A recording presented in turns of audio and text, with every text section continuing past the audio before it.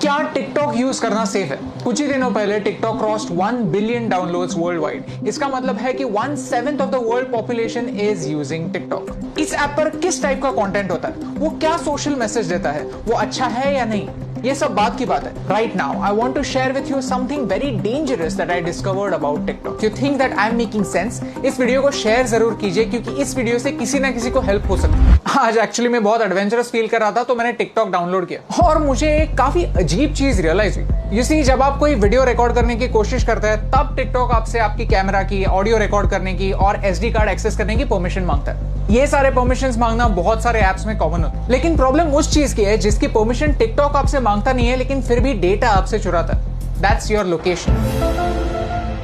आप ये खुद चेक कर सकते हैं। सेटिंग्स में जाइए और ऐप परमिशंस में जाकर टिकटॉक को सर्च कीजिए। लोकेशन का कहीं पे मेंशन भी नहीं होगा। लैंग्वेज सिलेक्ट करते वक्त मैंने सिर्फ इंग्लिश सिलेक्ट किया था, फिर भी मेरे फीड में हिंदी वीडियोस है, मराठी वीडियोस भी है। टिकटॉक को कैसे पता चल रहा है कि आप कहां पे? जस्ट एज अ प्रिकॉशन मैंने लोकेशन भी ऑफ कर दिया था। लोकेशन ऑफ करने के बाद गूगल मैप्स भी ठीक से नहीं चल पाता, आरोग्य सेतु ऐप भी नहीं चलता। These important apps also can't work without you giving them the permission. मैं मुंबई में हूं, मुझे मराठी आता है, मुझे हिंदी आता है, ये टिकटॉक को कैसे पता चल रहा है? If you want to cheat your location there is a very simple trick called a VPN, virtual private network. Okay, so मैं अभी एक VPN यूज कर रहा हूं और मेरा लोकेशन मैंने USA में सेट किया। On YouTube all the ads that I am getting over here are from the US। So मैंने YouTube को ट्रिक कर दिया। एज यू कैन सी मेरा हॉटस्टार नहीं चल रहा है और मजे की बात यह है कि अगर मैं टिकटॉक पे जाता हूं तो I can see all the same videos. So how is TikTok doing it? I found the answer. TikTok is using the data from your SIM card. जो सारा इंफॉर्मेशन जा रहा है वो मेरे सिम कार्ड से जा रहा है। क्या आपको समझ रहा है कि ये कितना डेंजरस है, कितना सिनिस्टर है?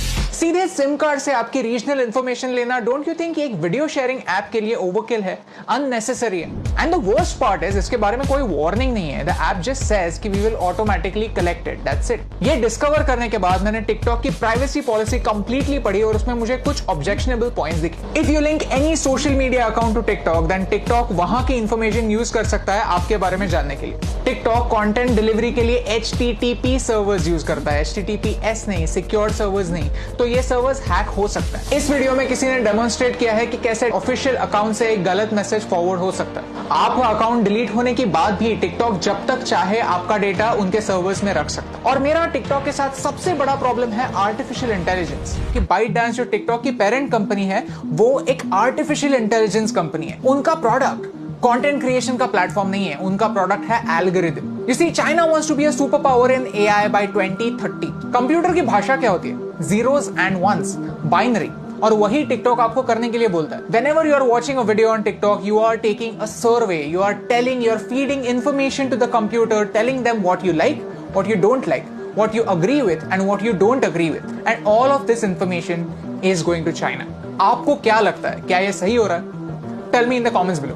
In social media, artificial intelligence changes the game completely.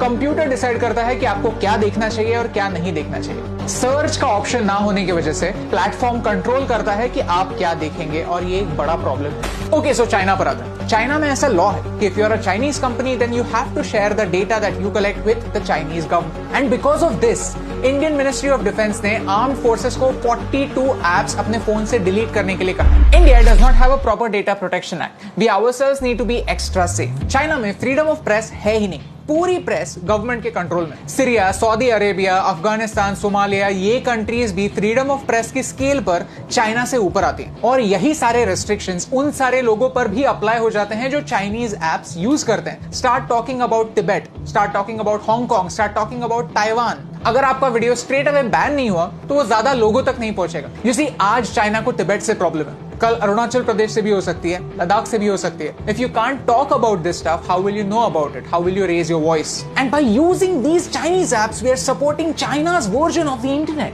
Privacy on the internet is a myth. हम जब भी कोई सर्विस फ्री में यूज करते हैं तो हम उनके प्रोडक्ट होते हैं, हमारा डेटा हमारी करेंसी होता है। शुड यू डिलीट टिकटॉक और any other app for that matter?